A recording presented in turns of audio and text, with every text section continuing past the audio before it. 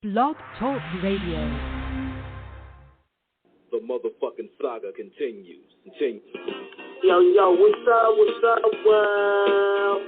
It's badass thuggin' like I usually do, and you better turn it up, bust some speakers out, cause we off the motherfucking cuff. You dig how we do it? Dog Pound Gangsters 2000 and beyond.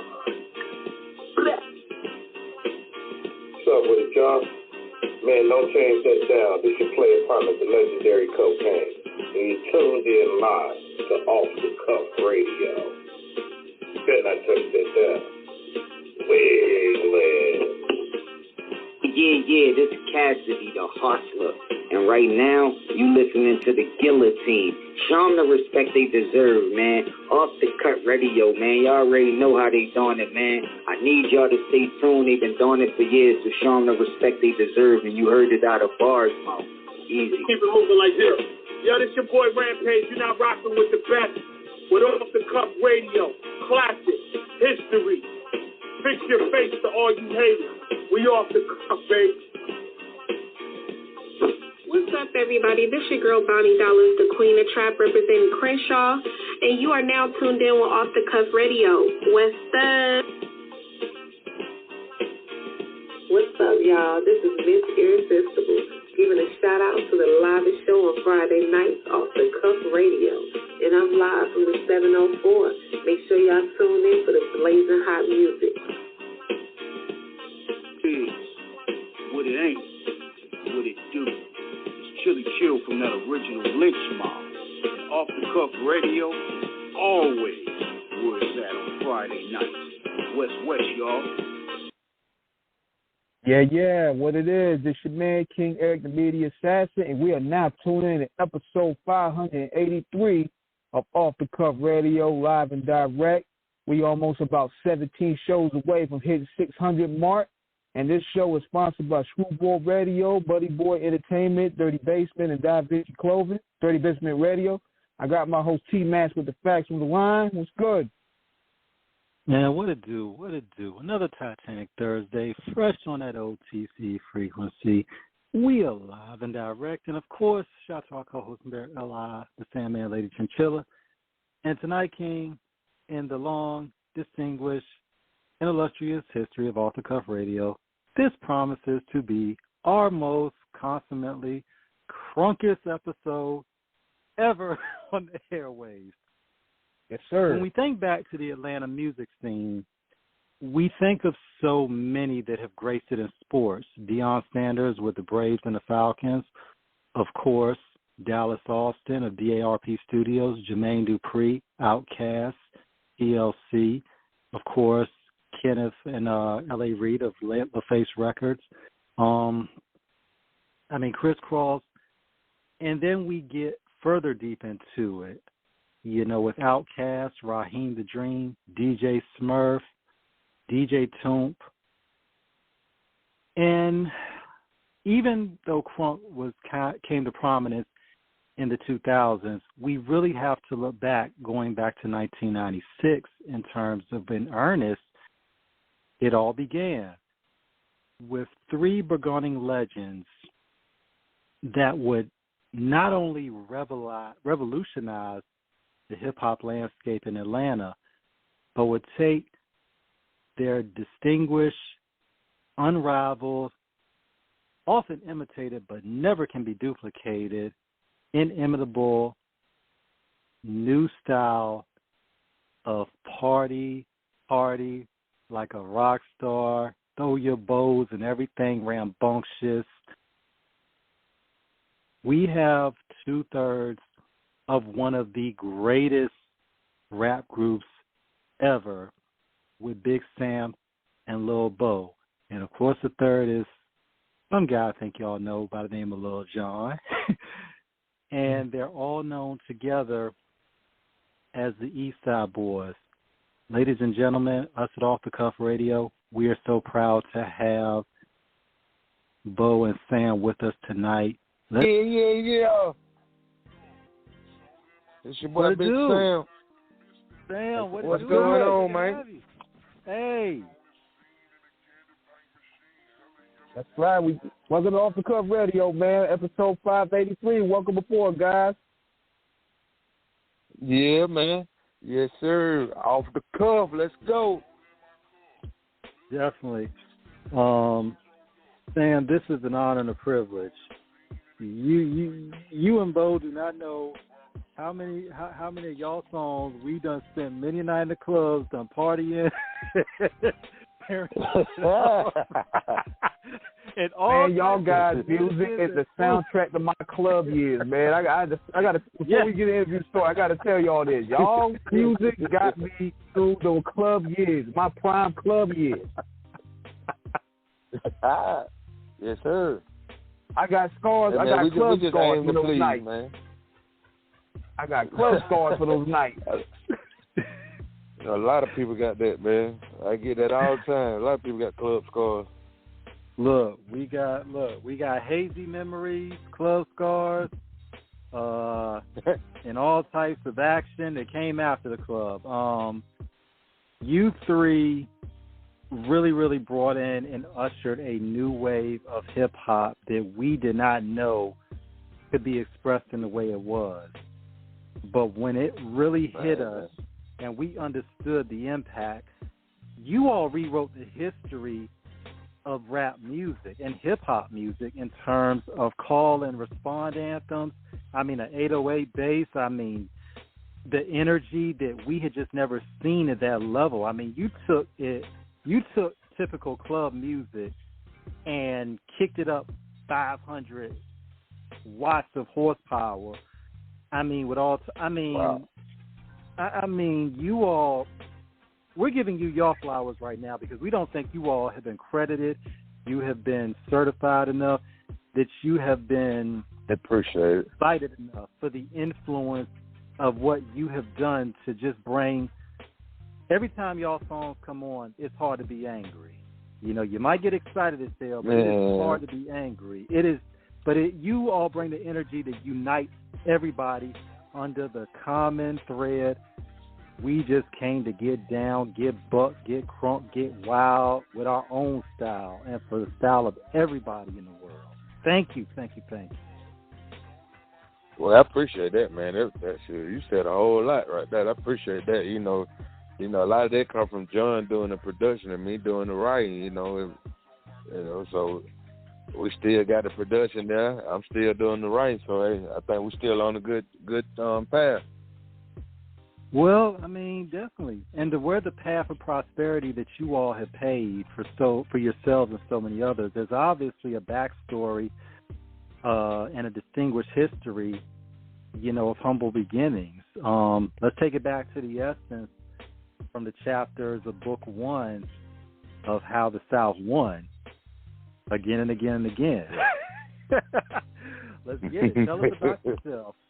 Tell us about yourself, from your individual journey. Let's go. Well, my journey started as a DJ. I could take you all the way back to when I was a breakdancer, but, we're going to start when I was a DJ. And I didn't never think about how I was going to be doing over. You do breakdance?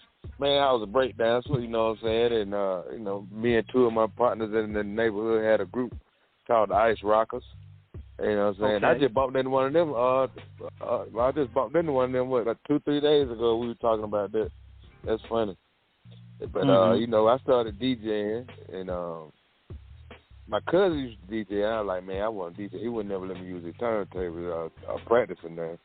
So my dad took me to the Fresh Fest when they were doing the Fresh Fest, and I seen Jam Master Jay run the MC, and Jam Master Jay came down in like a UFO space shuttle type thing. He was DJing. Mm-hmm. I told my dad, I said, hey, that's what I want to do. I'm going to do that. So he said, all right. He went and got me some turntables and a mixer. And had me, he took me something from the pawn shop just see if I was going to really do it. But, man, I had that stuff working like I had some 1200, though. And I learned that, and, I started writing rhymes, like, in my garage. In my mama's garage, I used to have 10, 20 people in there at any time of night. Like, I could have been charging money and I could have been rich by now. I could have probably been a millionaire just out of the garage. But I used to write raps when everybody left because I wanted to be a comedian, so I was trying to figure out how to write comedy rap. And so if you listen to the first album, a lot of that stuff on there is comical. Now, you know what I'm saying? If you really go back and listen to it, a lot of it's comical, you know what I'm saying? So we were telling folks to do stuff for a WIT voucher and all kind of stuff. Yeah, so, you know, I started rapping, man, and I ain't looked back. Now one second. I got the 404 caller on the line, too, so I'm going to plug this person in, though. I think 404, you're on. Oh, yeah, it's your boy, Lil Bo. I'm just listening, man. Okay. Bo, welcome. Yeah, I'm just listening, man. Definitely, Bo. You know, we want you to come in too in terms of your history. I mean, you guys are look, you're just as consequential and impactful as I mean, look, you're part of this too. We got to get your story as well, man. Oh yeah, you know what I'm saying. When I was in college, you know, I used to come home and hang out with Sam, and he used to do the partying and all the DJing. You know what I'm saying, do the DJ thing on the weekend, and that's just how me and him got hooked up, man. You know what I'm saying? I used to come back home from college and hang out with him, and then shit, I just got stuck, man. Now, one thing about it in terms of Atlanta, when we think about Bankhead, Buckhead, we think about Lenox, we think about Greenbrier, especially. You know, Atlanta for the 90s, especially, when we look at that Burgundy movement, you know, as stated earlier, of course, with, you know, LaFace Records, I mean, Dallas Austin, Jermaine Dupri, one could surmise that was the first wave, you know, with Criss Cross, TLC, you know, Tony Braxton, you know, and in the 90s we really saw it progress more. Too Short moved to Atlanta, you know, Eric Sermon had his wheel shop there. I mean, we can't forget about Freaknik. Oh, my goodness. And shout out to Freedman Shoes. You know, it's you all grew up. You're born and raised. You are ATLians of one of the most impactful is too small a word for what Atlanta brought to hip-hop culture. And you all were birthed in not only into the city, but were part of a movement that will revolutionize the world. You both respectively have talked about your history in it, in terms of how you started. Did you all ever see, did you know what this was going to become for all of you? Well, to be honest with you, I didn't. You know, I was just thinking, like, all right, we're going to do this record, and it'll probably do something, because people wasn't really feeling it at first, because we wasn't rapping. It was all a chant. So it took a while for people to catch on, but we went down to the Freaknik and started passing them tapes out, and then them folks started taking them back to their city, and they all say we started getting phone calls, radios.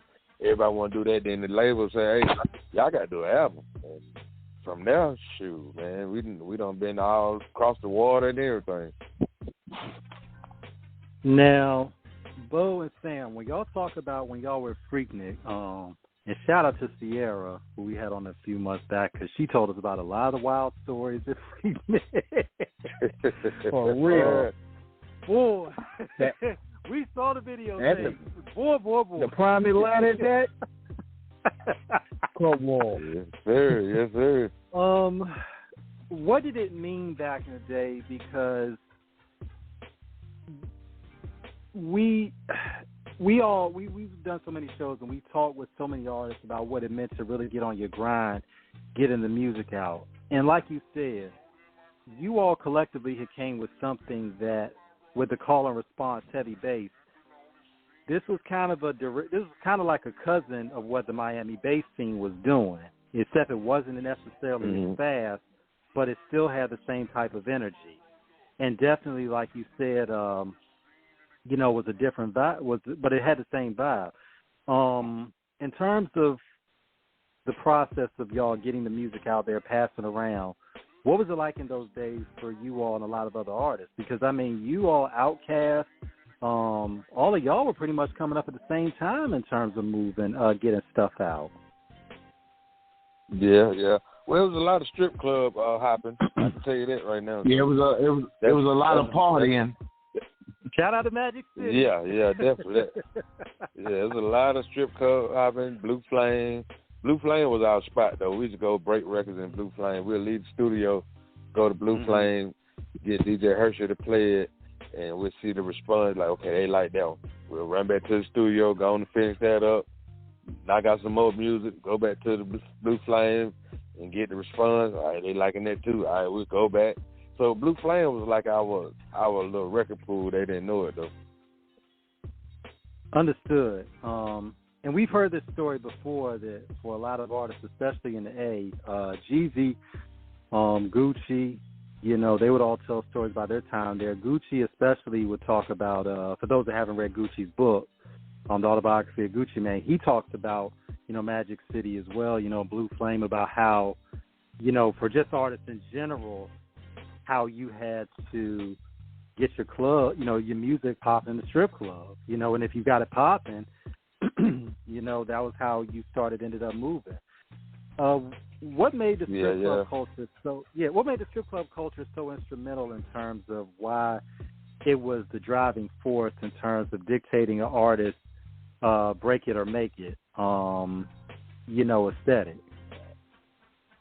Well, you know, everybody was in the strip club, you know what I'm saying? It's like we was going to strip club. This for, like, now you got men and women in the strip club now, but it was like all guys, you know, they hear something they like. As long as that girl dancing to your music, they gonna like the song. You know what I'm saying? Like, I was going to Magic City when I was 15, 16. I was going to Magic City back then. So, you know, I can blow the spot up now. You know what I'm saying? I'm way over the neck now. So I was going to Magic City. You know what I'm saying? Back then, you know, I had a full beard at 14. So I was in Magic City up with my cousins and stuff, man. You know what I'm saying? And man. You know, that's just what it was though. Everybody was in the strip club. You know, all the DJs would be in the strip club. You know, promoters would be in the strip club. You know what I'm saying? So they looking at it like, man, I like the way she danced to that song. I like that song. Who is that? Oh, for real? Man, I got to book them. I got to play that. You know, that's just what it was.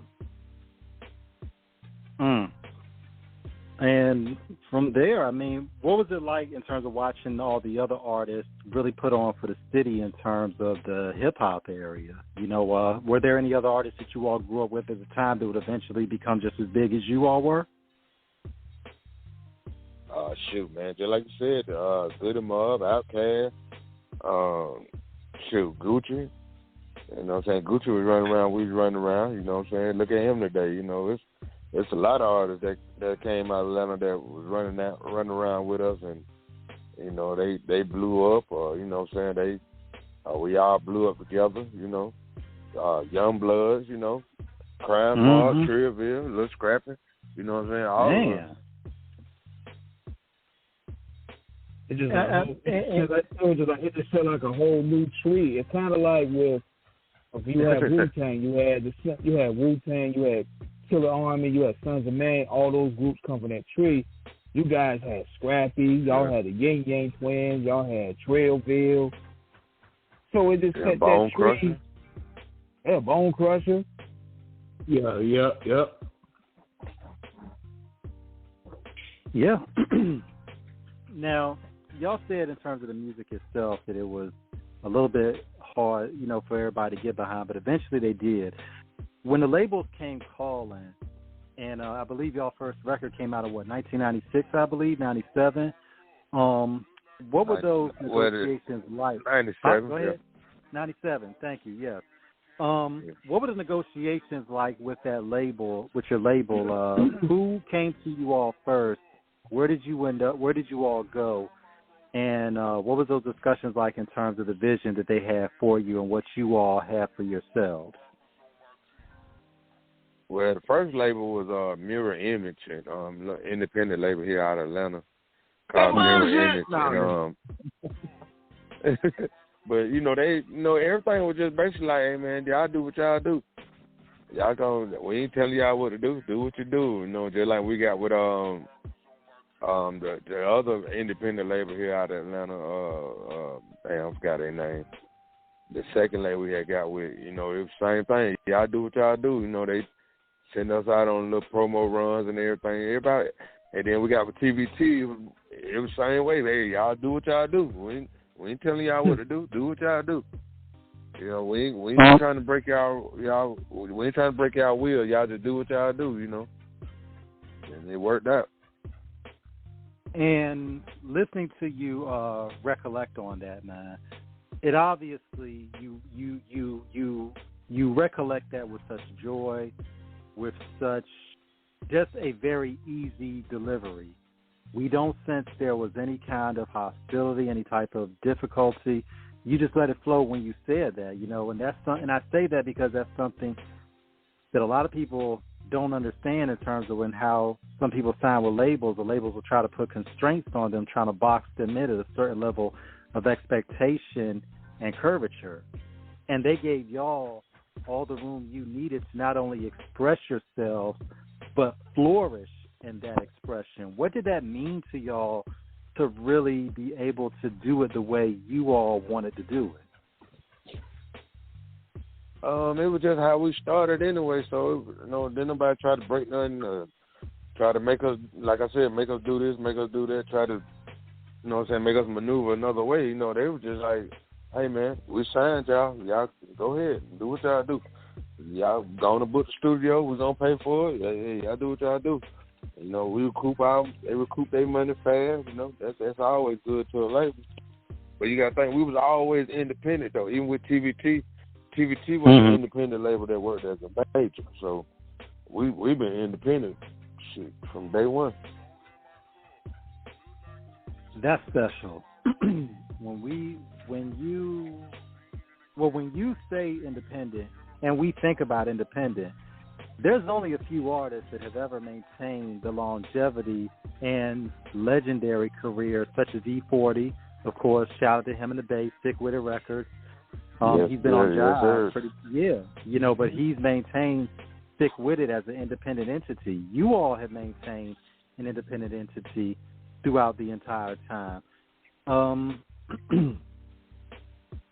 When you look at the music scene today, y'all, and there is obviously more of the artists being able to do it in an independent fashion, we do bemoan sometimes that a lot of artists try to put music out there and they're not necessarily ready. Obviously, when you all did it, you were polished. You had already gotten everything straight. All y'all needed was the opportunity. What does it mean for artists to be able to maintain their independence, not necessarily relying on a label to say, well, we need you to do this, that, and the other? What is the key to maintaining that in terms of understanding what you bring to the table, and not only that, making sure your food stays in the proper sharing of what you're trying to feed, you and your people with? Well, I ain't gonna lie to you, man. Me personally, when we first started, it wasn't polished. We got polished as time went on. And, if somebody got all the albums, if they listen to all the albums, they can hear how we polished up all the way through to the end. But it was just all about making it was all about making sure when you get the money, you got to make sure you know how to save. And make sure you put it in the right places. So you take care of your family and stuff like that. And shit, to this day, our family's still living above water. So we did something right. Man, y'all got a yacht, man. Stop being so modest.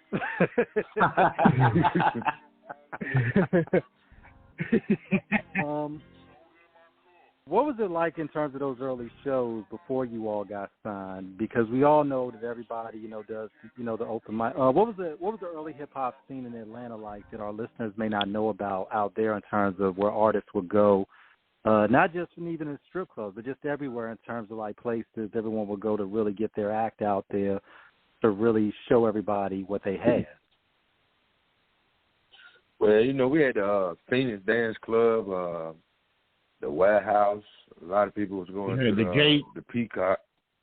Mm-hmm. Yeah, the Gate. You know what I'm saying? That's where we jump Who You With off at the Gate. And Well, we had the Atrium, you know what I'm saying? You know, there's places like that you know, people get it off, but we didn't really have open mics and stuff, really, you know, like it is now. Like, it's saturated with open mics now. Got you. Tell everybody about that vibe in Atlanta during the 90s. Source Magazine would do a lot of articles about it.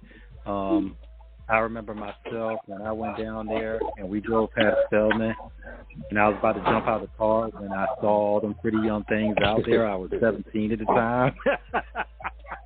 I was about to purposely get lost on Spelman's campus for like 7-8 hours.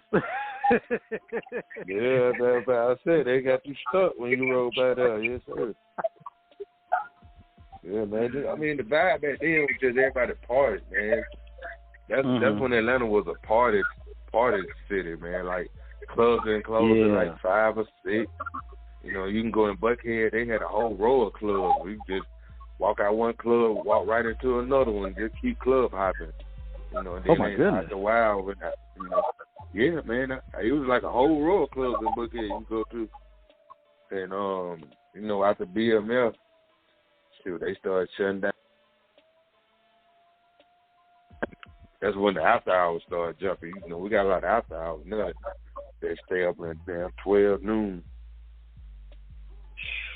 Good God! I mean, did they really change the landscape to how the club scene? Because I know from people that I know that stayed out there and they moved from there to Chicago, they said that BMF came through and the whole landscape of the club vibe changed. Like, they started seeing people bringing phone calls, me bottle service. Me in there, man, they might get to fighting in the club, tie the club up, and Meech will come back the next day, get with the owners, give him a check, and then fix the club back. So, you know, that's why they wasn't worried about taking that club up. Bottles everywhere, foreign cars everywhere. Shoot, I remember when I went to Meech's birthday party, he had the lion, bear, and giraffes. Yeah, we heard about that. That was just what? 30 in the club. They in the club, man. Yeah. At the compound. Yeah. Man, look, bro. I'm in Virginia. You know, King is in North Carolina. We heard about that party that Meech had, and we weren't even there. That's how big it was. I mean, the ice sculptures, like you said, because it was a jungle-themed party. Jeezy talked about it in his book, about how, especially how everybody had to wear camouflage, I believe, for the theme of it. It was something, man. Yeah. It was something. It was, I ain't gonna lie to you, that was a time in Atlanta, man. When, you know what I'm saying? People was getting money, everything, man. And in terms of it, that was kind of going in the vein of how you all were rolling. Tell us about when your first album dropped, in terms of when you all knew that you really had a hit, in terms of when it really began to take off for you all. Well, I mean, shoot, I ain't trying to sound like this, but we knew it was something when Who You With really took off. We just had Who You With out before we did the album. We was doing 30-minute shows with one song. I'm talking about we was doing stuff. We would go to Alabama, we would go to Birmingham and do a show. It had to be in South Carolina the same night doing the show. Good Lord, man. Now, yeah, man, we was on the grind. Yeah. You know what? I'm gonna ask you this too, because that first album, B.I.B.I., you know what's saying on the East Coast, that was my introduction to y'all, man. You know, I was like, oh, that shit is hard. You know what I'm saying? So appreciate it. So that was my introduction. I bought the album, right, and I was like, okay, I'm curious to see what these guys got to say, because we come from a time where the first single got to hit us. And we got to buy the whole project. And that album, that first album y'all dropped was a banger. And now, did y'all catch any flack for the cover? Because, you know, Lil Jon had the Confederate flag up there. That was the second album. That was the Put Your Hood Up album, yeah. No, we ain't catching no that. fleas. You know, everybody liked it. Right? Yeah, everybody liked it, man. You know, true. Even the white people liked it. They liked it. We ain't catching no fleas. At least I didn't. Did nobody say nothing to me about it? You know what I'm saying? Did nobody say nothing to me about it? I wasn't even thinking about it when we did it. I wasn't even like, man, I wonder what people gonna say. You know? Now, it's crazy when y'all talk about, you know, Bo and Sam, about how y'all were moving during the time, because this is 1997 when y'all debut drops, you know, Get Crunk, Who You With, the album. So, this is before social media. This is before, you know, YouTube, you know, all of that. So, this is something where you all were, like, really boots on the ground moving around in terms of, like, that. What were y'all biggest regions in terms of like the states that y'all, because you mentioned Alabama and South Carolina. How did y'all get down into Louisiana, Mississippi, Tennessee, and all them places as well? Oh yeah. We went all up through there. Dallas. I mean, we went through Texas. You know what I'm saying? Dallas, Houston, all that, man. And this is saying something, because artists today don't have to do it like y'all do. You all really, but you all had the energy on the album, but you all had to keep that same energy to be moving around like you all did. What was it like in those days, just constantly with those tours? Because you all are big, y'all have that regional success. But y'all aren't nuclear yet. The nuclear is going to come 3-4 years later on that super national scale. You know, like King said, with Bia. You know, matter of fact, that's how my first introduction was to y'all, was from that. You know, so I mean, you all are like bubbling for all these years, and then like within 4 years, you all become a phenomenon in terms of everybody recognizes you. What is it like from going from that regional celebrity to essentially worldwide fame, and just the work that you all put in doing it? Hey, man, I ain't gonna lie to you. It was good. It was good. We wasn't even thinking about that. Well, I wasn't thinking about that. I was just thinking about getting the people the music, you know. And I got to say, when we did Get Low, that's when I realized, like, man, we in a whole nother stratosphere. Dude. Yeah, I said, man, when we did Get Low, we did a show. We had Get Low and we had did a show, and the women people started putting the women on their shoulders and they were showing their titties. I was like, boy, we in a whole nother world now. Y'all on the rock star levels now. Y'all on the rock star level now, baby. Oh. I said, we rock star now, baby. Y'all up there, y'all be able to Rolling Stones and shit now, man. That's what. Yeah, man. But you know, we used to call ourselves the Black Beastie Boys, though. Yeah. Matter of fact, you all got that name from a certain executive, because he said y'all reminded him of that energy that y'all had with the Beastie Boys and whatnot. Tell us about, you know, how that all came about in terms of getting that comparison. I don't know, man. We were just sitting around one day, and I think John just said, like, man, we like the Black Beastie Boys, you know. We like the Beastie Boys. We grew up on the Beastie Boys, so it all fit, you know what I mean? It all fit. We actually did a rock show in Colorado, and I remember telling John, man, these folks ain't gonna accept us, man. Like, we just gonna go out there and do our thing. And we had to open the show up. Man, when I tell you them folks lost their mind, I was like, whoa. I was like, yeah, we in there now. Because that was Brian Leach of TDT Records that actually, you know, really gave y'all that comparison when he first heard y'all. And that was,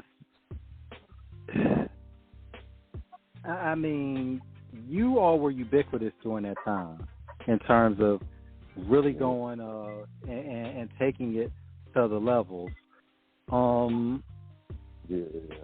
I mean, we and you got to think about, you all were in the 90s and 2000s you all were also your contemporaries in terms of who you were. You know, Ludacris was still, you know, coming into the scene. You had The Rock, you know, you had Jay-Z and The Rock.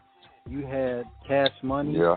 I mean, you had Rough Riders, DMX, rest in peace. I mean, you had the Locks, E, Swiss Beat. But there was such a seamless, Bo and Sam. It was so seamless.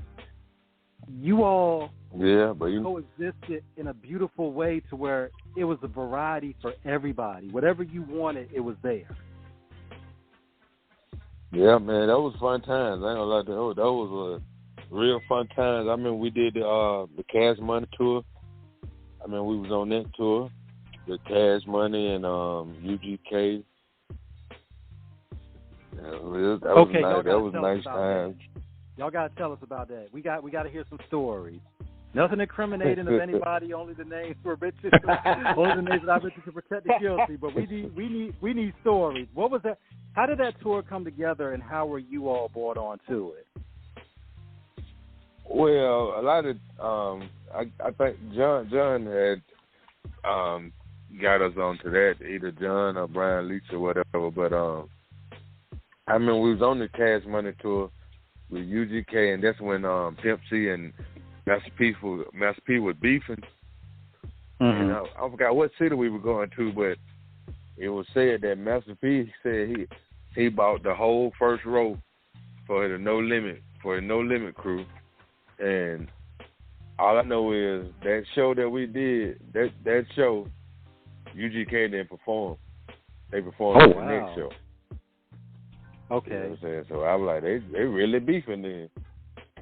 Yeah, we won't get into it on air, but for those that know, you know, that was, and I mean, we can only speak on it partially because a lot of, you know, yeah, that's all I can just speak on what I heard and what I seen. Yeah.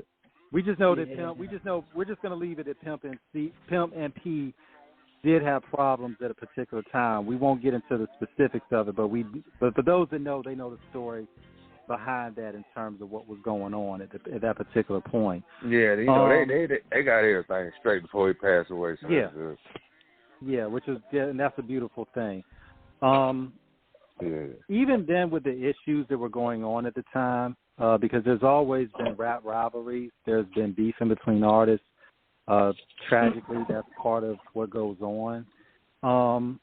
We still never felt like back then, y'all, that there was any real danger. A lot of us, even during that period, Bo and Stan, we didn't even really we didn't even think of it to be anything major because a lot of us didn't even really know how deep it was going on. For you all, being in the business of it, as far as we know, you guys never had. Everybody loves y'all. We love y'all. As far as we know, you all had never had problems with anybody. How did you all manage to sidestep a lot of the haters, the jealousy, and misperceived? Well, you know, where some people might think there was something y'all said or slighted them in a certain way that didn't happen, but they took it as an insult. How did you all sidestep a lot of those perils? Man, we was like y'all. We was like the cousin that you love to come to the house. You know how we had no problem. Come around. Yeah, you know the holiday come around and you go, man, I can't wait to cousin Seymour and them get over here, man. Well, we gonna have fun. You know, we with them cousins. You know what I'm saying? And when it was some kind of drama or whatever, the fans wouldn't even let us do it. They'd go, no, we got this. Y'all go ahead on. We got that. They still like that today. And we don't have a problem, man. Like, I mean, we don't bring. You would think we had a problem because of the music that we were doing and what we were saying, but it wasn't even like that. Other people had problems. I love that analogy. Because you all are the cousins we all love, just like Uncle Luke is the uncle we all love. Yeah. So right, exactly. You know, so it's like y'all come together as like a big ass family reunion. We're like, oh shit, it's about to be on. Yeah. They about to. Yep. Yep. So, right. I mean, so obviously, so who you with, it becomes big. So obviously the record becomes major. Tell us about what was going into that second and third album in terms of you all are like on fire right now. And, you know, the volcano still hasn't completely blown the top off yet. In terms of the video, we're seeing Rap City, you know, the box pick up a little bit more. What was it like locally in terms of a lot of the local radio picking y'all up? Because, you know, you still got a lot of people back then, you know, like Smurf, Toomp, you know, I mean, there's so much history, you know, Ghost Town DJs, you know, of course, with Jermaine Dupri, you know, Lil Jon, of course, was hired by Jermaine during that time, you know, way back. So, I mean, this is like, you all are building a monument in terms of what just what was it like in the city for y'all in terms of interacting with the, you know, once you all really are interacting with the local, you know, radio stations and everything. I mean, we got a little bit of time. Go nuts. Tell the whole story. We got plenty of time. Hey, I mean, man, it was like I said, that was great days. You know, all the radio stations. You know, we could just walk up in there, call whenever we want to, call the back line whenever we want to. Any radio shows they had or whatever, they made sure they called us and put us on them. The people in the city, no matter where we was at, they gave us love. You know, because me personally, I wasn't no homebody. Me and my family, we was always out. You know, I'd be out taking pictures with folks and, you know, people signing their CDs and all that type of stuff. It was all love, man. The way you say that, it harkens back to a more simpler time. Because Atlanta, you know, the old Atlanta as we know it, you know, it was just, I mean, I loved it when I went down there when I was younger. And you just felt the love, you felt the vibe. Like you all said, you all could just walk around and y'all ain't have to worry about nothing. We ain't had no security or nothing. You know, we still walk around no security, you know. And I think that's what people like. Like, they can really walk up and touch us and we, you know, shake their hand, slap pie with them like we know them and stuff. And I think that's what they really like. How important is it for artists to maintain that level of communication and familiarity with their core audience? We see with some artists they can be very aloof and standoffish with, you know, their core fans, don't necessarily try to reach out and touch the people, kiss the babies, all that. And you all came up in a time where that was essential to, you know, the trajectory of your success. Right. What does that mean? What do artists have to understand today about how to interact with their fan base and really be not too accessible? Because you never want to let everybody in, you know, but you want to let people know that you are there. But you want. I mean, it's different. It's different because, you know, now a lot of folks, a lot of the artists that people like, they just more based on the internet, you know. They just based on, I like their song, but then sometimes when you really meet them, they assholes, you know what I'm saying? But the way we came up, the way we came up, we was already we was in your face all the time, you know. You see us walking down the street, you can see us passing out stuff, you know what I'm saying? True, I done ran out of gas a couple of times and folks were like, hey man, what the hell? I ran out of gas. Man, come on, I'll take it to the gas station, you know what I'm saying? So, you know, it's stuff like that, you know what I'm saying? That's love. Now, if I did that now, somebody say that, I'd be like, let me think.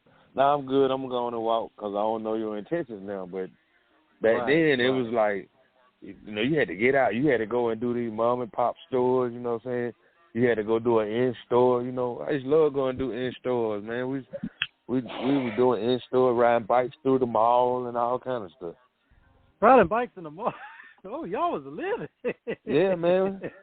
Yeah, we riding bikes through Greenbrier Mall, man. We had an in-store at Greenbrier Mall one night after the mall closed, and we had some bikes that the label got us from L.A., and we know we were riding the bikes through the mall, through the record store and stuff.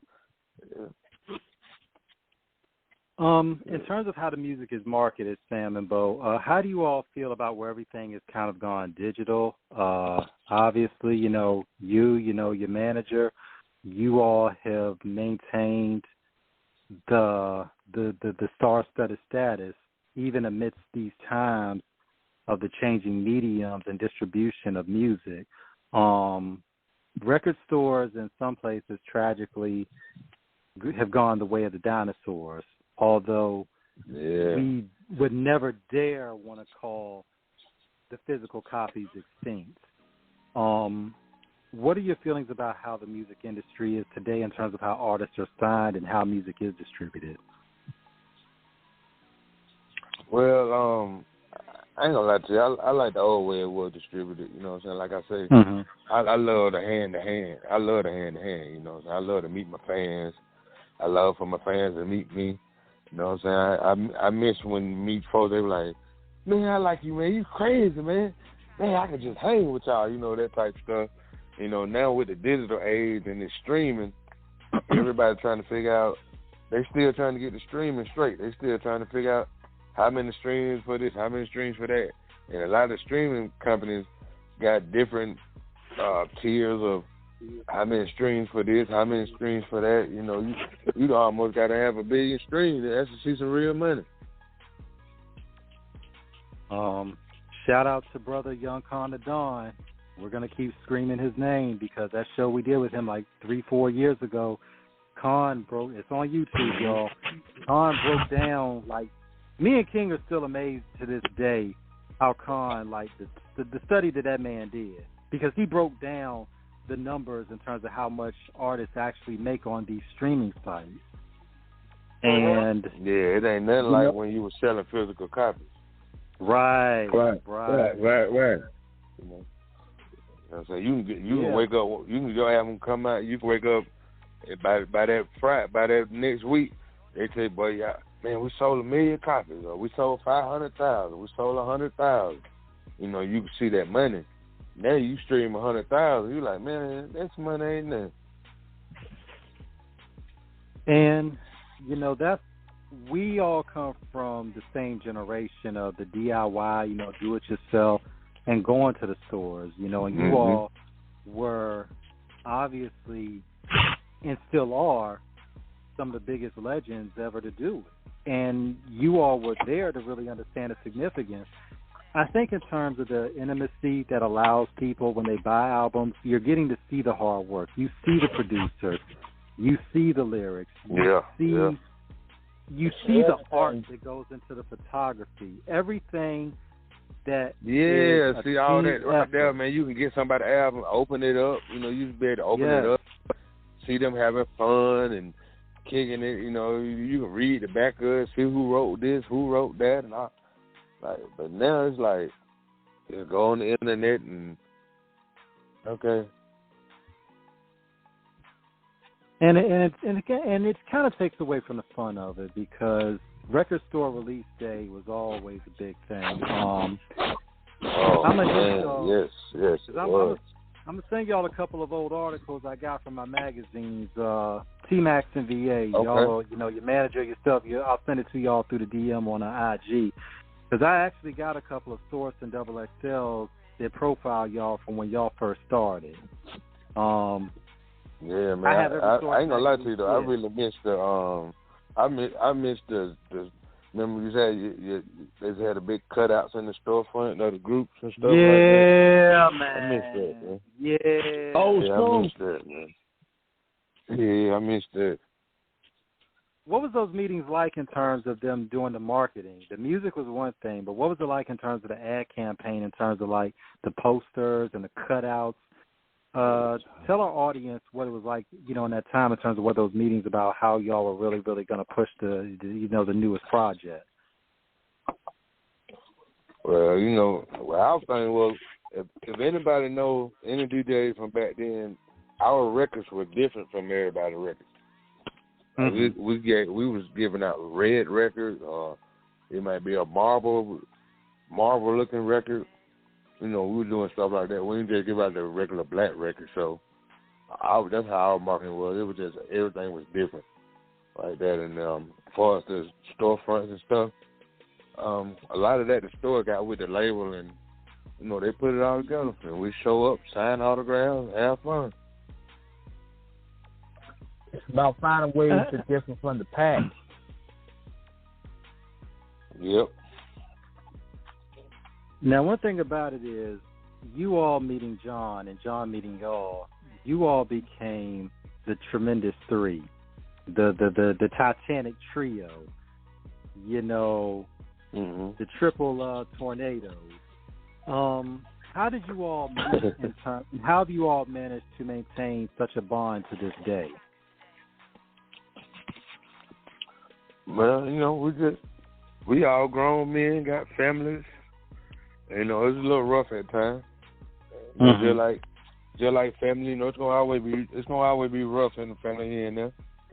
But right, you know, families make up and not everything. You know, it was just always like that. We just always been like a big family. Understood. When you think about that time, and you said when you talked about the promos, because I think I got a couple promos down in the garage. I got to go dig. You know, and some of the stuff y'all got. The thoughts behind it in terms of how the marketing was, like you said, because y'all never wanted to do a regular. So, and to think about where some of these albums were done and nobody thought much of it in terms of, you know, these were just, you know, promo copies that were out. And when you look on eBay now to see how much some of these records are now, promos and regular albums that are like going for the hundreds, what does that mean in terms of vinyl, CD, cassette appreciation, people really getting back to the essence of understanding how historical and consequential that memorabilia is? That is it's a centerpiece of an era.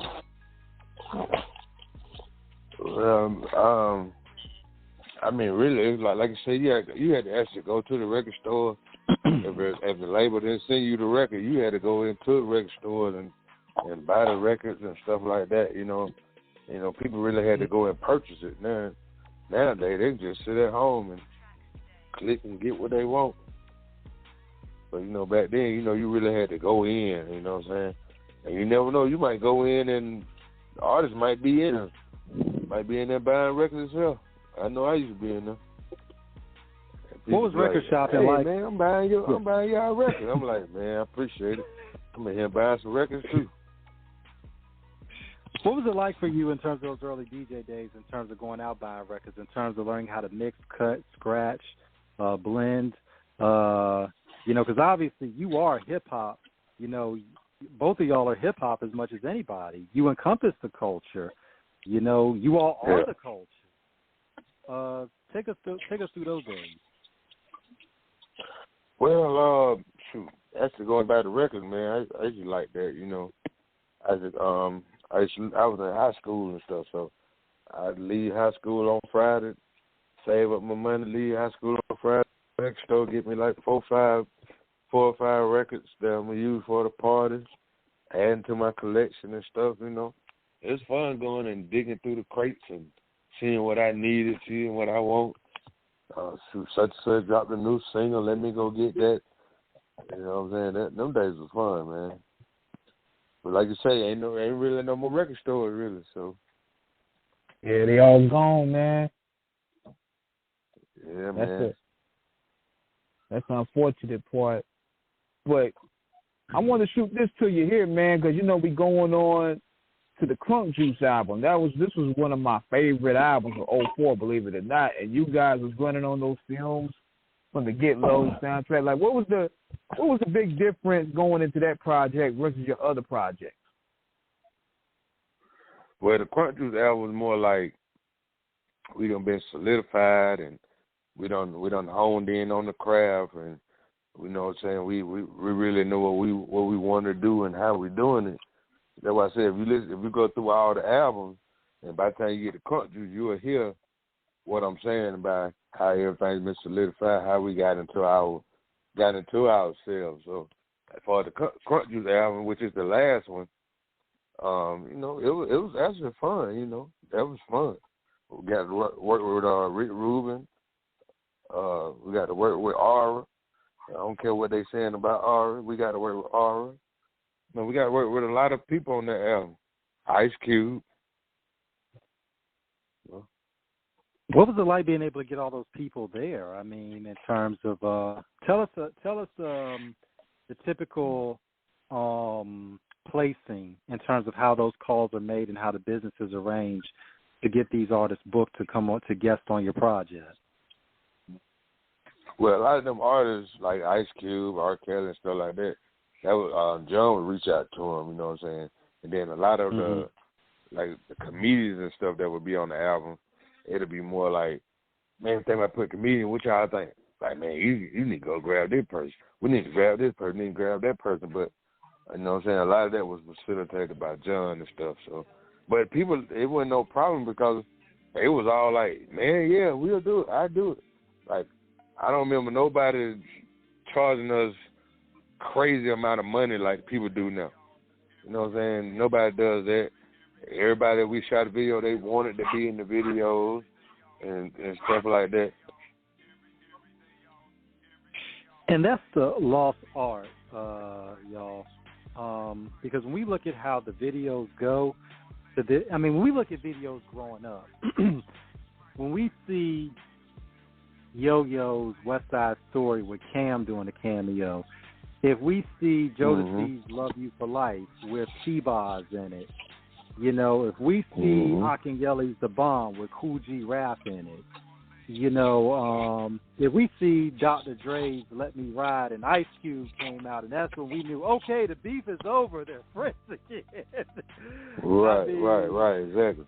That was huge to see, you know, everybody popping up in everybody's videos in the 90s and early 2000s. And when you see them guest on the album, it's like, okay, you know, it's like it didn't take much. It's like it was just like everybody was just going to do it, and it didn't really feel like it was forced. It didn't feel like a forced feature. It didn't feel like a feature that was used just to sell records. Like, even when we heard Ice Cube up there on, he was on the two records, like Real Nigga, and the other one was on, I think, Grand Finale. It could tell Q wanted to rock with those dudes.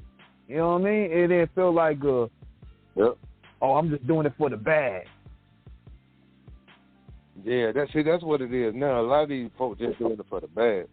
Back then, when nobody doing it for the bag, they was doing it because, man, I want to do this, man. You know what I'm saying? I rock with you, and I want to do this. A lot of these folks, they might rock with you, but they really just doing it for the bag because you know what I'm saying? They know how people following you and how many streams you get and all that. Back then, you could get somebody that really rock with you, and you might not been really selling that many records. They'll jump on there. Man, I got you. I jump on there. I mess with you. I don't care what nobody say. I mess with you. But now it's all politics now.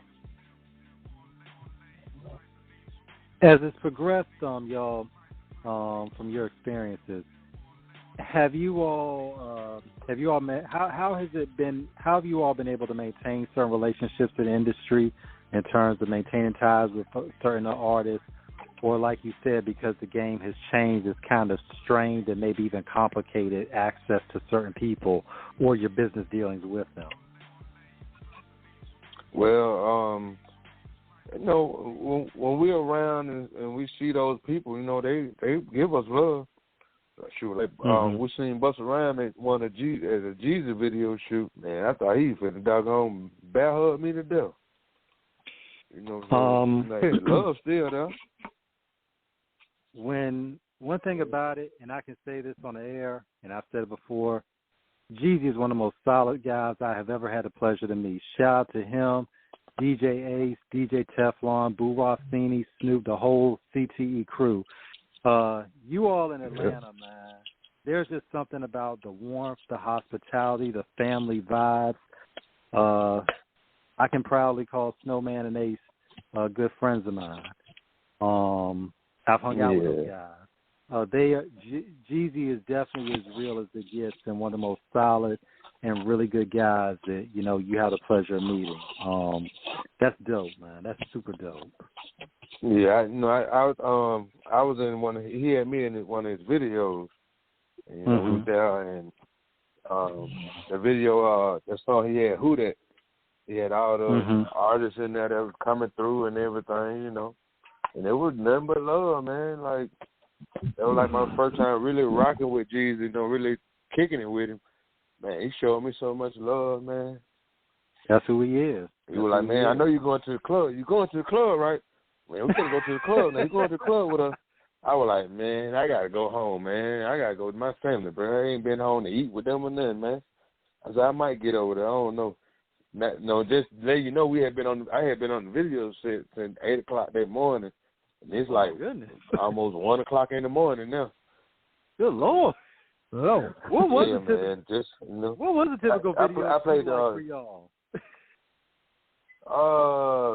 Shoot, man, we don't have some difficult enough. Just even our videos says even what you gonna do set, you know, like you know what I'm saying, we had the extras, we had a holder area for the extras and stuff, and shoot, we would go up there and intertwine, you know, just in that with them, cause we know they've been sitting so long, and you know, even if you don't get in and we don't get to your part or you don't get in, at least you can say, man, I got to kick it with them, you know, had fun with them, we were drinking.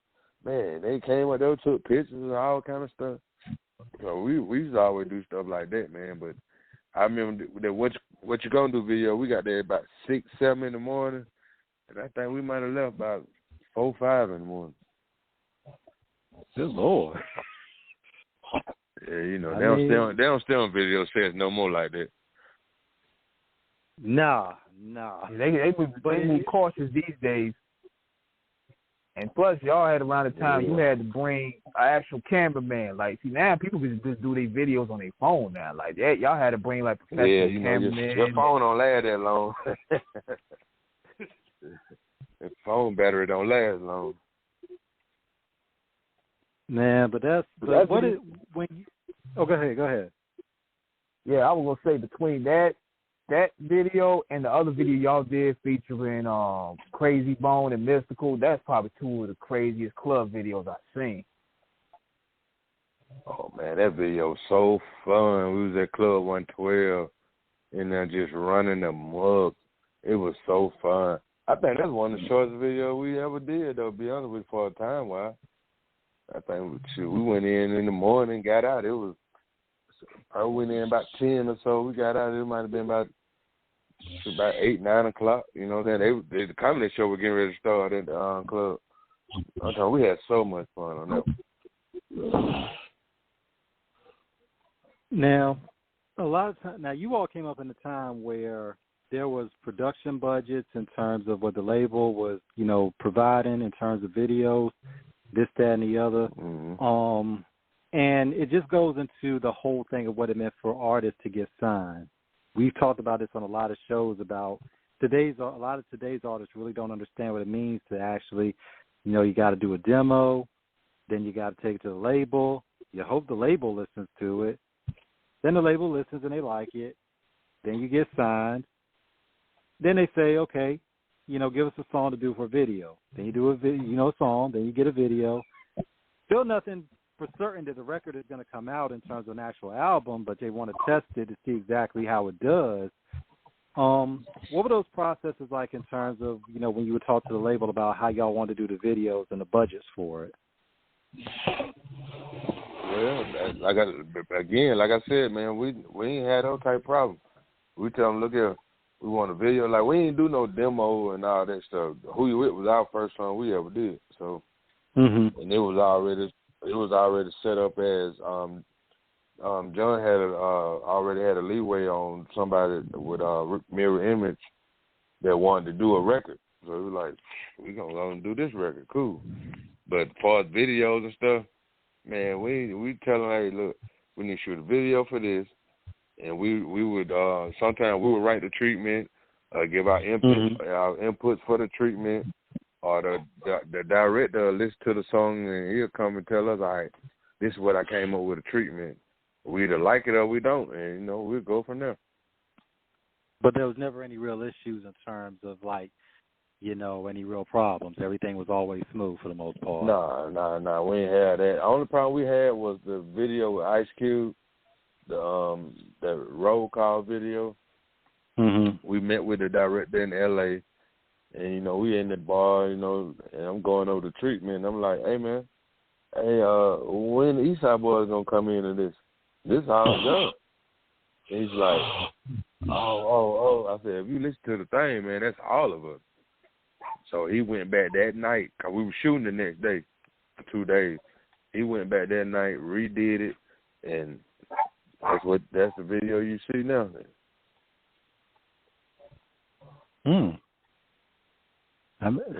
So how did that come about in terms of that collaboration? Go ahead, King. No, I ain't say nothing. They said, how did that come about with that collaboration? Yeah, how did that come about with y'all and Cube coming together to do that? Roll call. What was the idea for that? Man, just being in L.A. all the time, and we had the record, and I remember me and John in the studio listening to the record. He was like, man, I hear Ice Cube on this. He was one of my favorite rappers. I was like, yeah, call him, see what he say. He was like, yeah, I do it. You know, just that easy. Like, yeah, I do it. Shoot. You know, we was hanging out on the set, talking with him and stuff like that. Shoot, man, we done been in limos with Bishop Magic One and 2 of his women. And, oh, my goodness. We done been around Snoop and all kind of stuff. Man. But it says a lot about where you all were at that time to where, like they say, you know, those phone calls get made and then the people come. I mean, Snoop and Dre are, you know, are pretty much about, by that time in the night, you know, going into the 2000s, you know, Cube had been around, you know, since 86, 87 with NWA and then going solo. Snoop started in 92. So these guys are like established legends at that point. Like they're man. I just sit at home and watch them. How was that surreal? How surreal was that to find those guys and you used to watch them, and now you're actually doing music with them or just hanging out with them? Yeah, see, that was the crazy part. I'm like, man, I used to watch this man. On my 13-inch TV in my garage, man. on Rap City and all that type of stuff, man. Yeah, y'all know about the 13-inch. I took it back then. Yeah, man. 13-inch, took it back. Yeah, man, and then to get to meet them in person and like, man, like people that met us, be like, man, y'all cool, man. I was like, man, they cool, man. You know. You know what's dope about you guys? And these people you that guys we can see have to a this different... day, and they'll be like, what's up? Go ahead. I would say what's dope about you guys, you know, listen to that album, man, is like y'all had a different range for everything. Like y'all had the rock joint, Stop Effing With Me, that sampled Slayer. I think it was Slayer. Yeah, Rick Rubin did that track. Yeah. Then y'all had the R&B joint with Usher. Y'all, matter of fact, Usher got in this pocket with 2 Lil Jon joints that year, that Love Is Your Friends and Yeah, which we hear to this day. So y'all had a range for everything. And that just come from me and John being DJs. So, you know, it's like that was a different year. You know, even though he did all the production, but me and him were DJs, so that was a different year that we can listen to a record and be like, hey man, such would be perfect for this. We can be thinking about a record, working on a record and go, you know what, man, we're gonna ask what's the name get on this. But as far as Usher, it was more like, man, we're gonna put Usher on this, we're gonna put Ludacris on this, cause we knew all we had to do make a phone call, they were gonna say yeah. Now in terms of how, you know, pretty much unofficially, you know, Usher, Luda, and, you know, John kind of had their thing moving, but all of y'all obviously were collaborators together. What did that, I mean, you all took it even, like King said, you all took it from just so many different directions where some would try to write y'all off as one-dimensional, and you all showed a whole myriad of musical genius in the manifestations of the art. Like you said, your prior experience as a DJ, it gave you a different ear. You all had a cheat code because you figured out exactly, you know, in terms of pace, tempo, sonics, harmonics, melody, feel, panache, everything that encompasses the elements to make a hit song. What was a studio session like for you all, just sitting down, bouncing ideas off each other?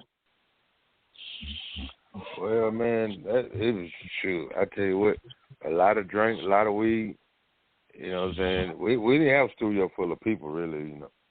Mm-hmm. So a few people might be in there, here and there, but most of all, it would just, might just be us three with the engineer, you know, and we already know what we're doing, you know, because a lot of this stuff, like I said, a lot of stuff I had already wrote.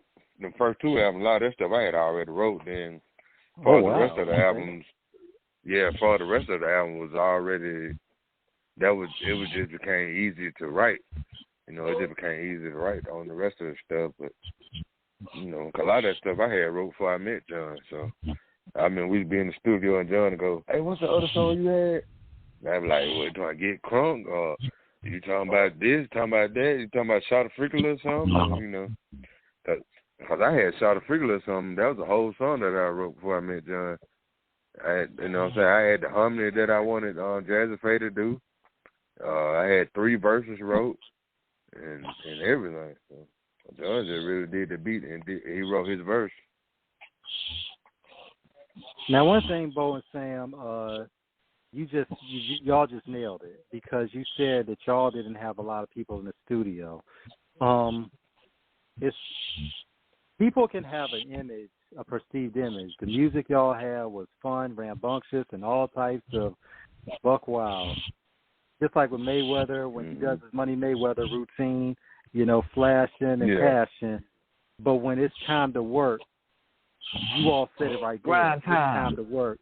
Yeah, y'all don't have a lot of distractions. How important is it for y'all to maintain that level of focus and not have distractions in the studio when you're trying to create? Be real with you. I don't even think we thought about it like that. It was just like, hey, man, we got to go to the studio. We blocking out 12 hours. We're going to be there from 6 in the evening to 6 in the morning. A lot of people don't want to hang around like that, you know. And I think our biggest studio session was when we did the Weed Man song. You know, there was a lot of people in the studio. We was partying, and we was listening to the album. You know, we listened to some of the album. You know, people in there partying and stuff. And, you know, we came up with the Weed Man song. The thing is, I was actually waiting on the Weed Man. You know what I'm saying? And I remember John said, he's like, man, wait. I said, I don't know. I'm looking for him. And I was like, I'm looking for the Weed Man, you know. And I was actually going to sing it, but one of the guys from the studio, we left that night, he ended up singing it. So we got back the next day. They were like, hey, old boy did this right here. We were like, all right, we'll keep it was just like that. That's why you hear all them people in the background. We talking about one. You hear all them folks in the background and stuff. So, other than that, we didn't really have a lot of people in the studio.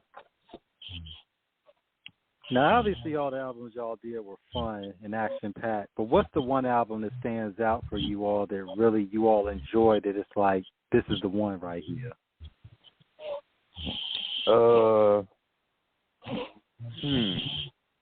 Probably that put your I say to put your hood up. I say to put your hood up one to me, but the one that we got the most plats on was the Crunk Juice, cause that one went double plat. Now, when you think about it with Crunk Juice, when did you all know that Crunk Juice was going to be the phenomenal success that it was? Did you all know it when you recorded it, or did you see that after the album was released in a response to it? Well, we seen it after it was released, but every album we recorded and put out, my whole thing was, they gonna love this. They gonna love this, cause I wasn't only, even though I was in the group, I was a fan of our group. So I would listen to the music like, man, I love this. I would listen to it with a different ear as a fan. And I'm like, if I love this, I know these people gonna love it. Cause in my head, I'm like, if I like this, there's another million or so people like me that's gonna like this too. And it always worked out. Musically, who influenced you growing up? Oh, go ahead, King. Go ahead. Yeah, I was gonna ask too. Now, Was that y'all intention for that to make for Crunk Juice to be y'all final album, or y'all still have something in the work in common, or y'all just want to take a break? Well, we was actually after Crunk Juice. That was our last album on TVT, but we had an option to do 2 more albums, and we was actually gonna do a rock album, but unfortunately, some things happened, and we decided to buy out gracefully while we was on top. Yeah, we wasn't gonna do a Crunk Rock album, but we decided as a group not to, and some things happened, so we just bowed out gracefully while we was on top. A lot of people bow out when they're going down, when the ship going down, but we bowed out while the rocket was still going up.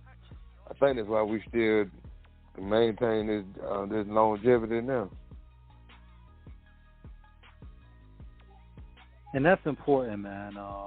One thing about it is that in anything, you never want to see somebody be a shadow of themselves, a shell of what they used to be in terms of where we saw them at their apex, in the penthouse, and then we see them in the basement of being bummy. Yeah.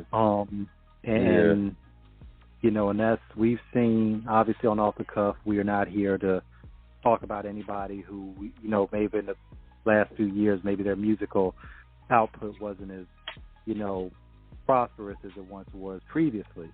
But you all never let your ego get in the way of understanding the bigger picture. And like you said, you elected to leave when you felt it was time for y'all to go. Not because you were forced out, but because you all felt, at least for the time, that y'all took it as far as you could take it. How important was that for y'all to maintain and make sure that legacy was not tarnished with mediocrity? I mean, it was very important, you know what I'm saying? And I think what we did was smart, Like I say, we still doing shows now to that same music, and, to this day. So, and now we got the new music that people like, you know what I'm saying? Like, we came different for them this time. Like, we came with the slow track, like the Lovers and Friends track, with what the business is, and got the ladies on there. The ladies like, oh, they love it. We was in the club the other night, man. These the gangsters was in there. But I love that record, boy. Man, I love that, man. I love that one right there. You know what I'm saying? But we still got that bush in the head music, too.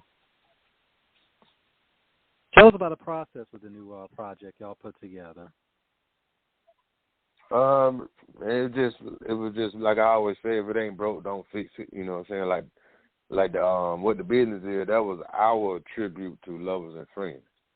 And a lot of people say that too. They're like, man, remind me of Lovers and Friends. I'm like, okay, well, they got it then. They got it. Cool. We ain't have to do too much explaining. They got it. Sometimes you got to explain stuff to folks. Right. And they go, oh, I don't know. But nah, there was people saying this to me like, man, this remind me of Lovers and Friends. You got it right on the head. Okay, cool. So we on a good start, And the album, man, the album go everywhere, man. It's we got something for the ladies, something for the guys, man, something for your kids to dance to. Man, the album, it's like we always did, man. The album go everywhere.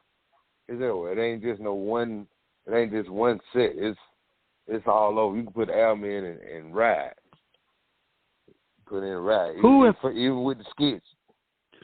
Inspired you musically growing up? What did you listen to outside of hip-hop? Who were some of your musical influences? Man, I ain't gonna lie to you. Shoot, my grandmama had me on the Bobby Blue Bland. My mama had me on Soul Boy. Come on with it. Yeah, man. And with my mom and pop, a lot of Commodores, OJs. The crazy part is my dad used to be in this club. Back then your parents had a club or whatever, and they had a club called the Jaguars. And I swear up and down that my dad and them was I don't know if it's Temptation or the OJ, but they had this song called Rubber Band Man. And my dad used to perform that song at their little club meetings. And I swear up and down, I thought that was my dad, man. It took me a while. I had to answer. I said, where the fellas at, man? He's like, what fellas? The guy you used to sing with, man, Rubber Band Man. He said, boy, that wasn't no group. That was our club. He had to explain it to me. I'm like, man, I was just there working at the house. I could have swore that was y'all. But you giving us some history because of, back in the day, that's how they used to have them clubs and record clubs, especially when they used to listen to the Red Fox and the Rudy Ray Moore albums and all that. And the Richard. Yep. Yeah, but that's some blue records back in the day. Yeah, man. Shoot, man. My dad the one put me up on Rudy Ray Moore. I think the first thing he put me up on was Devil's Son-in-Law, if I'm not mistaken. Yeah, Dolomite, that's what it was. Yeah, Dolomite. Yeah, Dolomite. He put me up on that one. Way down in the jungle deep. I was going to school saying it. But I used to get in trouble at school talking about the 55 Michael stepped on the live feet. And said, motherfucker, can't you see it? Like, what you say? I ain't say nothing. Didn't say nothing. Yeah, look, but yo, even in the 70s, that joint was wild, man, because we used to see him on the cover of a whole bunch of butt naked chicks, and we were like, whoa, we were like, yo, we know this about this lit right here. Man, the fight scene used to get me. I'm like, boy, y'all ain't even by each other. You kicking. It ain't bad. It's like it ain't matter, man. It just looked fly. They used to kill me with those fake fight scenes. But we gave it a pass. Yeah, we gave it a pass, man. Too.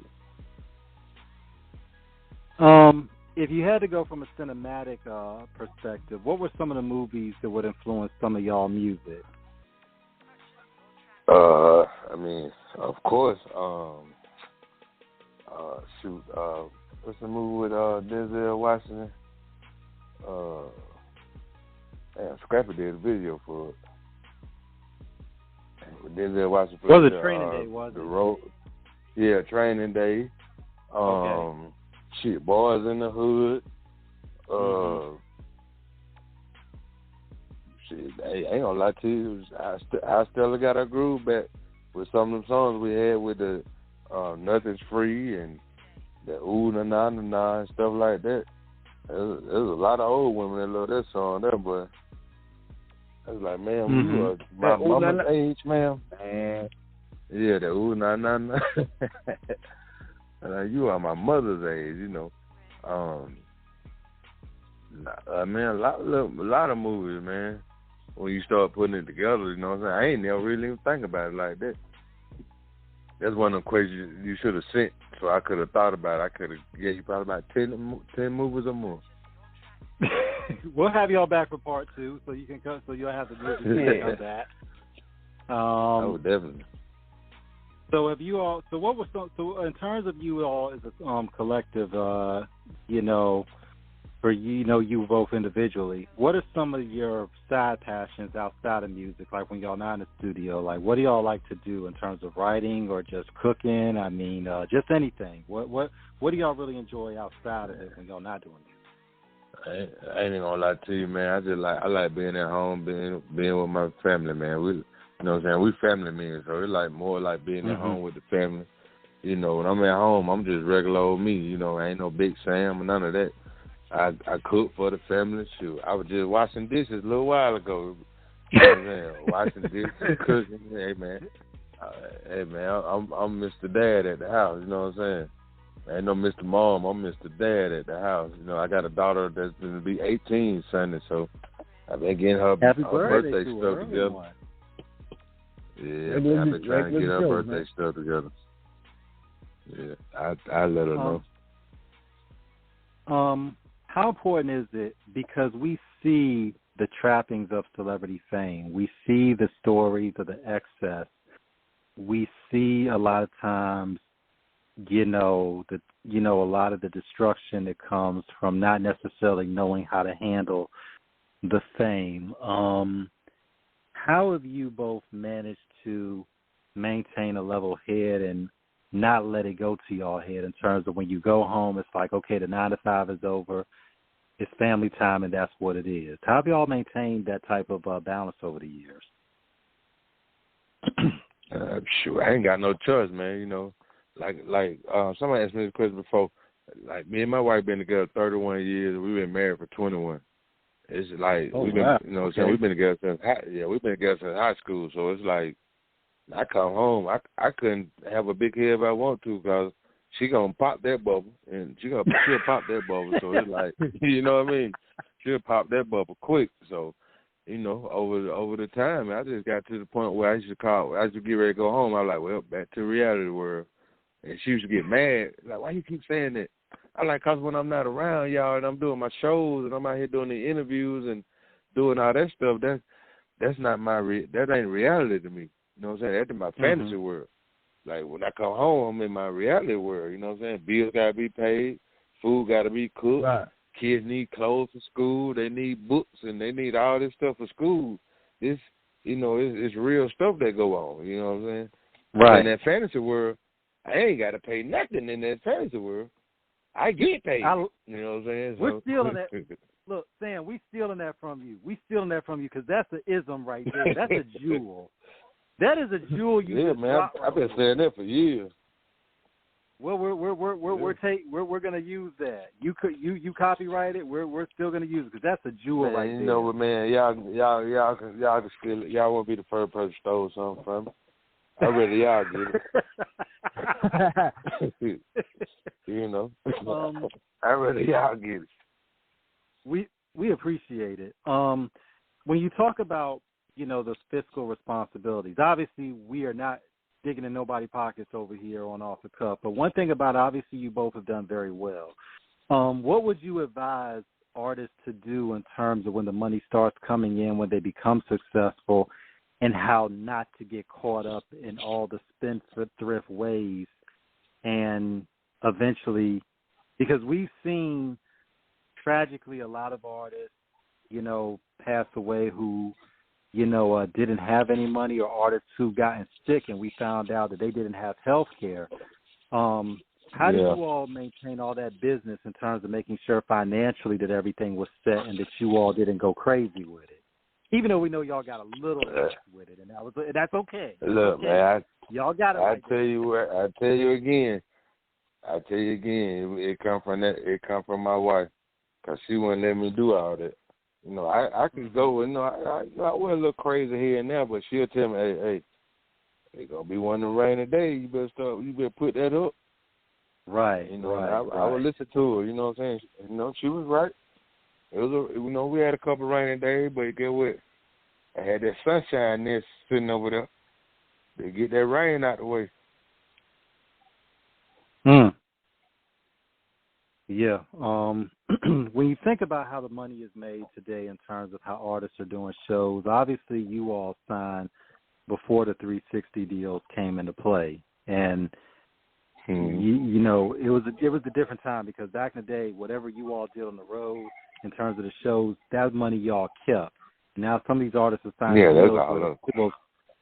Now we're seeing deals with these 360 deals where these labels are getting a piece of everything the artist is doing. I mean, the merchandise, the shows, I mean, everything. Yeah. How do y'all feel about the business today in terms of how it's conducted? Well, as far as 360, you'll never get me to do a 360 deal with you. If I do a 360 deal with you, guess what? Whoever I'm doing the deal with, when I'm on that stage, you're going to be right there next to me.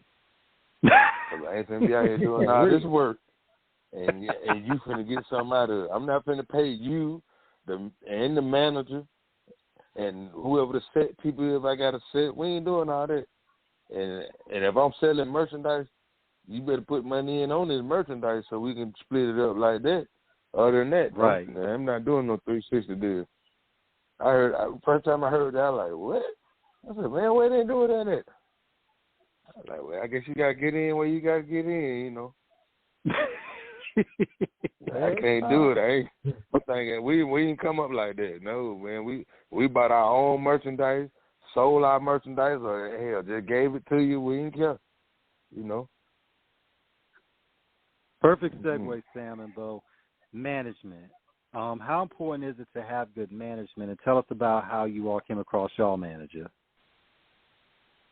Well, our first manager, you know, I ain't say, you know, we got a new manager now, but our first manager when we was all a group, he worked at So Def. You know what I'm saying? He used to manage Player Puncho, and John used to be Player Puncho hype man, and stuff like that. So it just fit. You know, Puncho wasn't doing nothing no more, and it was like, man, you might well come on and be our road manager and stuff.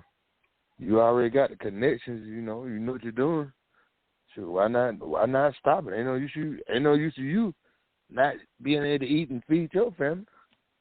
Come on and help us eat and feed our family. And it just stuck out like that. Big facts. Got you. Tell everybody, for those that may not necessarily be familiar from the business perspective, between your actual business manager and your road manager. Well, at that time, we ain't had no actual business manager. You know, it was more like we was taking care of that ourselves. That come from look here, kid, stay in school. That's where that come from. Stay in school, learn economics, learn how to count. You know what I'm saying? Learn how to count, learn how to manage your money. Get you an account. You know, they got a thing called savings. Put some money in there. That's why it's called savings. When you get through doing all this, guess what? See how much money you got saved up. So, you know, we didn't really have no business manager. So our whole thing was, we did doing it ourselves. You know, by the time, I ain't gonna lie to you though, when we got to that Crunk Juice album, I had got an accountant. Cause I was like, but it's too much money. Let me get me an accountant right quick. Life is good. Yeah, man, but shoot, probably about 6 months, I was like, you know what? I'm gonna give you whatever the money is that I owe you, and I'm getting all my money back. I just didn't feel right having to call somebody and hey, I need to get. You never like, look, I need to get $100. I'm gonna take my daughter out to dinner and some stuff like that. You know, I ain't like that. I was used to. Oh, you want to go out to dinner? All right, don't worry about it. It's in there. I didn't like all that, so I had to get rid of that. But what you said, like I said, with my wife though, I know my wife know how to manage that money good. Cause when we went to the account, she had all my stuff that was lined up and everything, and the accountant told her, "You need a job. You need to come work with us. We got folks working here. Can't even line up stuff like this. You got everything to the T." She like, "Oh yeah, and nobody's gonna take it from us." Shoot. So after that, like I said, after that, we came out of there, and I let my wife handle the money. And that was our account. That's a beautiful thing, that you all have, been able to be blissfully married and to be able to share in the financial rewards in terms of obviously what your profession has so richly provided.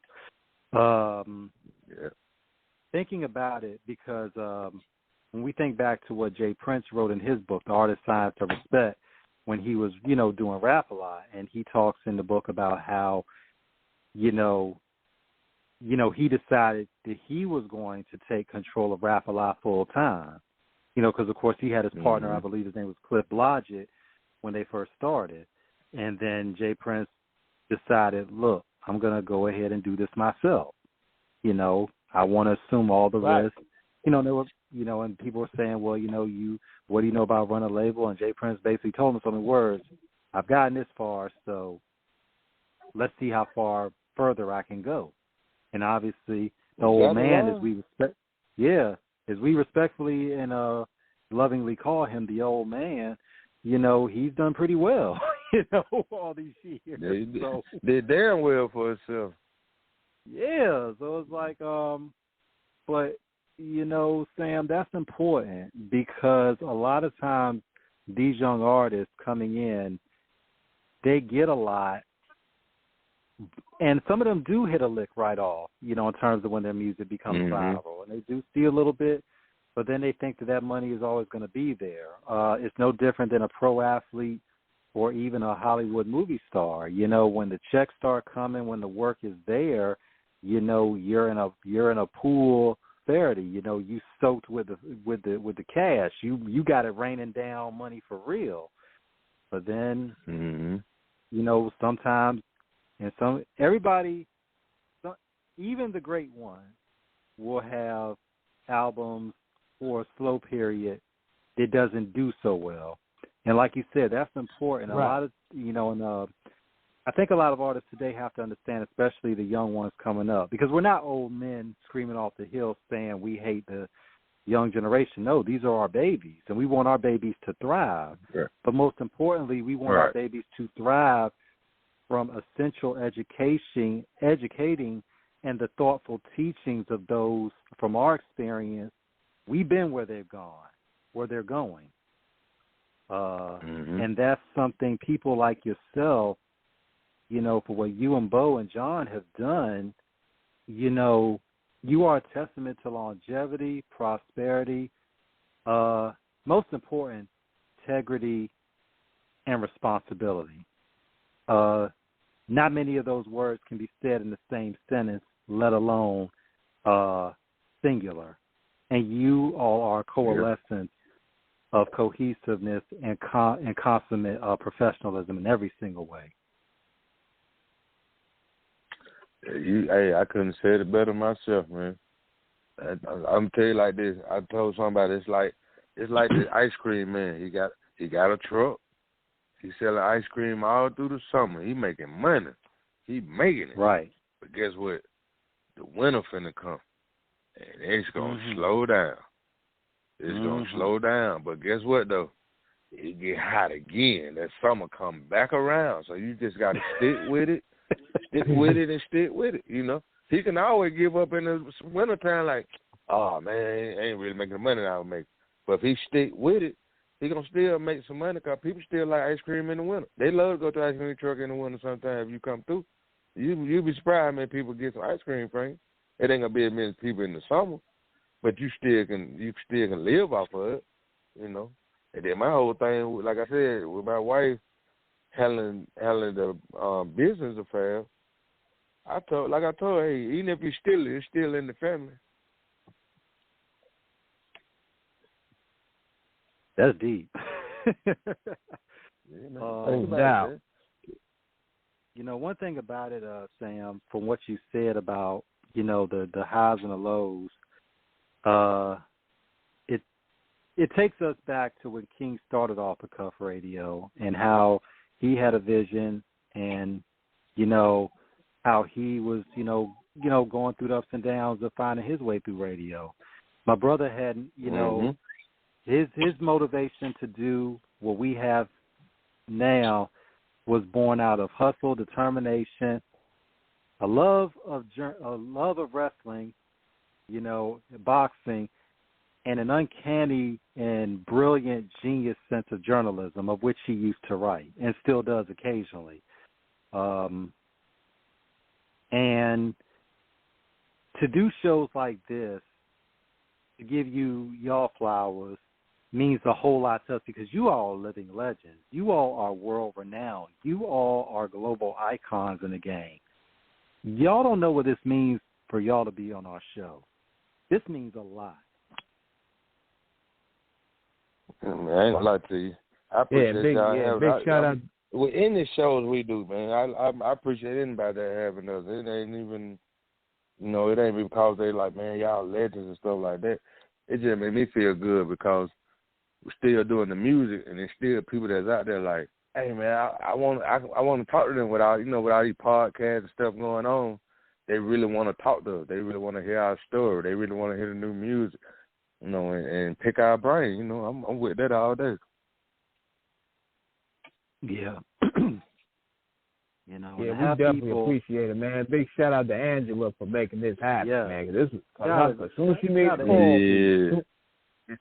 the call, I said, I'm with it. Man, you know what I'm saying? You gotta think too, hey, what if y'all hadn't stuck to y'all guns with the Off the Cuff Radio? Y'all wouldn't be here. The radio station wouldn't be there. Y'all wouldn't be doing the interviews and stuff y'all doing. We think about the people that we have interviewed over the years, people that we've met. Angela Covington. She's one of our most staunchest and strongest supporters. Kenya Ware, shout out to her out in L.A. You know, Okay. I mean, you know, Dyer Lansky, you know, Big Hutch, Cocaine, Richie Rich, DJ Yella, Big Swift, Sight, and OG Boot, Razcast. You know, we've been blessed, you know, even the ones that are not with us anymore, Badass, Louis Rankin, you know, G.I. Joe, rest, you know, shout out to the 60s and Nipsey, you know, you know, yeah, man, I mean, we've been blessed to not only do this, but to have people who believed in us and have continued to support us. That's all it takes, man. Somebody believe in you. You're going to believe in yourself, but have somebody else believe in you, guess what? You on your way then. Absolutely. What advice would you give to the new artists coming into the game in terms of understanding, especially in the market, how this music industry has changed and what they need to be prepared for, and how, you know, because we see a lot of fuckery on social media that is unnecessary with how somebody way too much of it. We got to go there because y'all weren't doing this when we was coming up. We weren't doing that when we were coming up. And if we did it, nobody knew about it. Yeah, exactly. You know, man, like I said, if we had social media back then, man, I can't imagine where we'll be at right now, because the stuff that we did and the shows we did, you know what I'm saying, the fights that were going on, all kind of stuff, and, you know, the people crying because they met you and all this stuff, man. I can't even imagine where we would have been at, man. But, you know, just let the new artists, you know what I'm saying, that's coming in, man, no matter how old you are, you know, hip-hop 50, you know what I'm saying? So it don't matter how old you are, just know that, make sure you save for a nest egg. Keep your nest egg. You know what I'm saying? That's one thing. Make sure you keep that nest egg, because, like we've been talking all night, it goes up and down. It goes up and down. You know what I'm saying? I done been up there at the pinnacle. Then next thing you know, I'm down in the middle. You know what I'm saying? And I'm going back up. You know, the elevator go up and down. You know, it got to go up and down. You know what I'm saying? Shoot, Michael Jackson wasn't always on the top. He was up and down too. So, you know, you got to look at it like that. Everything is like an elevator. It goes up. It got to come down. But guess what? It'll go back up. You press the button, it'll go back up there. So just stay at it. Keep your nest egg. And make sure you got people that's in your corner that's really there for you. Not all the yes men. Oh, man, yeah, I like that. But then you go play it somewhere, they're like, man, this is bullshit. Oh, man, no. You know what I'm saying? Make sure, I'm for real, man. Make sure you keep people in your corner that's really there for you. You know what I'm saying? Get you a lawyer. You know what I'm saying? If you don't trust that lawyer, get a lawyer to look over that paperwork. You know what I'm saying? So you just gotta keep in mind. At the end of the day, keep you a nest egg. You know, you can get the lawyers and all you want, but make sure you keep you a nest egg. You gonna be all right. Yeah, it's a game right there, man. And hey, you know, we about to peel out in one more minute, man. So. Yeah, if any shout-outs you want to give out, man, and you care to let people know where they can follow you, when they can find your projects? Well, right now, man, at midnight, the new single, What the Business Is, will be live on all platforms. You can go check it out. You know what I'm saying? Go get it, stream it, buy it. You know, if it's something free, just stream it. I don't care.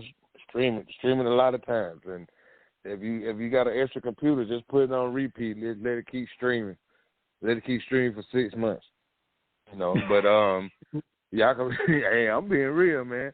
I already told my wife. I said I'm finna put it on my laptop. Just let it play over and over. I'm gonna leave it alone. Just let it play. You know, run them streams up, man. Man, that's what it is. You got to run them up, man. Somebody told me about that too. Somebody said, man, what we do, man, we got a team, and they just take the song and they just put it on repeat and let it run. And just let it run. So I'm like, all right, I'm one person, I can do that. But other than that, man, y'all can reach us at The Real Eastside Boyz on IG. If you want to reach me personally, you can reach me at Gas Can Shouter on IG. And for my Facebook people, you can reach me at Don Ross ATL. That ain't my real name. That's just a name I put in there messing around. And they wouldn't let me change it. But for some reason, there's so many people that find me. You know, they know me. They're like, man, that's you, Don Ross. I'm like, yeah, that's me. And if you can't find me there, man, sure, I'm probably at my mama's house. Man, and one thing about it, you know, like I said, you know, like we said, we just appreciate so much how you all over the years have let the music speak for itself, being classic. You know, you don't never see y'all on IG or no social media doing no dumb shit. I mean, you all are grown. Grown, man, we got great kids, man. What I look like being on IG doing some dumb stuff, and I got kids. Yeah, man. You know what it's like? But, you know, but the thing is, you both have maintained that grown man business where you all aren't out there trying, you know, you all have been to the top of the mountain and y'all have, you know, but y'all not afraid to come back down and be regular folks. And you got some people, you know, as my brother would say, they get addicted to that clout. You know, they want that celebrity notoriety all the time. And you all don't get consumed by it, and that's beautiful. That's a beautiful thing. Nah, man, we ain't in all that, man. You know, when we out doing shows or doing that type of stuff, out doing promos or, man, shoot, sitting down at somebody's barbecue spot, they just want us to come through there. You know, it's all love. You know what I'm saying? Ain't no big head. You know, we never had that type of stuff. That's why when we did come down, nobody was like, oh, man, they fell off. Nah, it wasn't nothing like that. It was like, man, I got people that I went to school with today. I'll tell you right now, man, that boy ain't changed. All y'all did put a camera in his face. That's all that was. He been like that since I've been knowing him. And that's important because your reputation is everything, you know, and you always want to give yourself the identity of having a good name. And that's the most important thing in this business, you know, especially as you move on.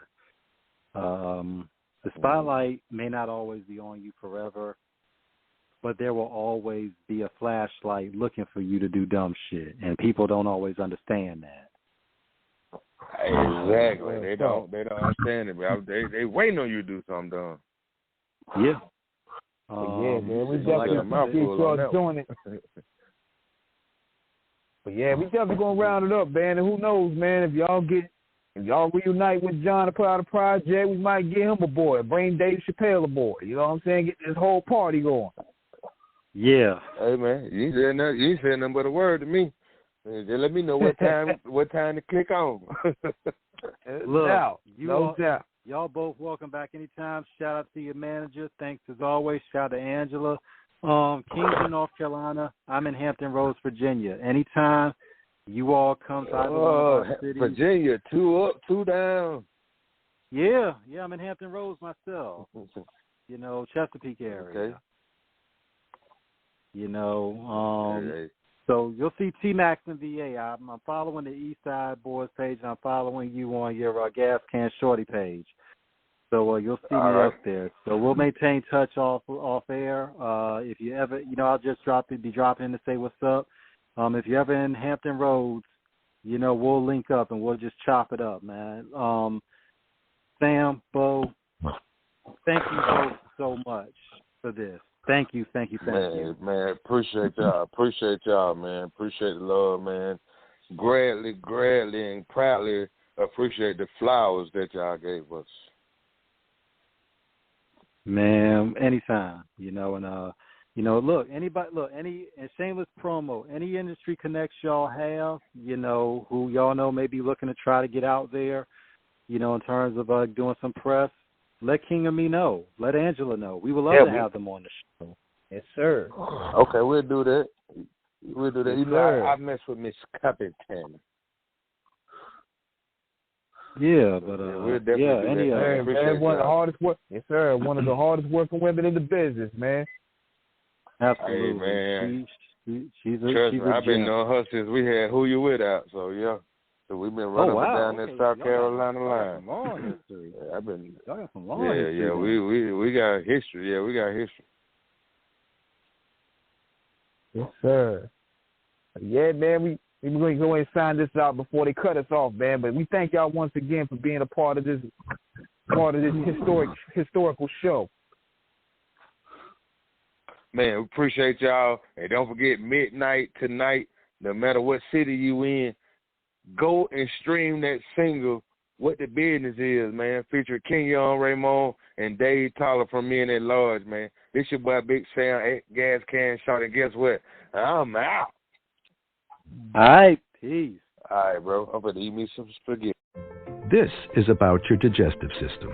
Between what goes in and what goes out, a lot can happen. At WakeMed Cary Hospital's Advanced Gastrointestinal Center, we specialize in your entire GI tract, diagnosing and treating a variety of digestive conditions with advanced technology and sophisticated techniques that are unavailable anywhere else in Wake County. For more information, all of it digestible, visit wakemed.org/advancedgi. This is about your digestive system. Between what goes in and what goes out, a lot can happen. At WakeMed Cary Hospital's Advanced Gastrointestinal Center, we specialize in your entire GI tract, diagnosing and treating a variety of digestive conditions with advanced technology and sophisticated techniques that are unavailable anywhere else in Wake County. For more information, all of it digestible, visit wakemed.org/advancedgi.